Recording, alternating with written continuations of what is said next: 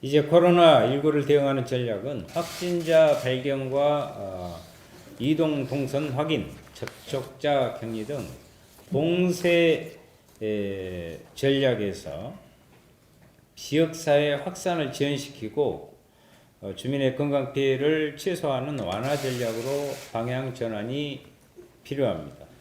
이를 위해 격리와 차단의 단기적 처방에서 의료 전달 체계 정비, 필수 의료 인력 확보 등 중장기적 대응책을 동시에 구축해야 합니다. 첫째, 일반 환자와 코로나19 의심 환자, 경증 환자와 중증 환자가 안심하고 진료받을 수 있는 의료기관과 전담 의료진 시스템을 구축해야 합니다. 정부는 병원 내 감염 가능성을 차단하기 위해 비호흡기 환자와 분리해서 호흡기 환자 전용 구역을 운영하는 국민 안심병원을 전국 214개 병원급 이상 의료기관 지정을 했지만 여전히 부족한 판입니다. 응급환자, 노인, 만성질환자, 산모, 영유아의 일반 환자에 대한 진료 공백이 생기지 않으면서 호흡기 환자에 대한 철저한 감염 예방 관리가 이루어질 수 있는 구체적이고 실효성 있는 대책을 마련해야 합니다.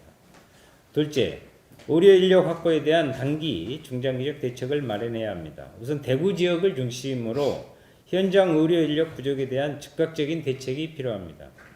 현재 대구의 의료진은 극심한 피로 누적은 물론 감염 후 위험까지 견뎌하는 상황입니다. 정부는 우선 군대 공중보건이 공공기관 의료 인력을 최대한 파견하고 장기화될 경우를 대비해 교대 인력까지 충분히 확보할 필요가 있습니다. 또한 수도권이 아닌 지역에서 선별진료소 담당 인력을 확보하지 못하는 경우가 발생하고 있습니다.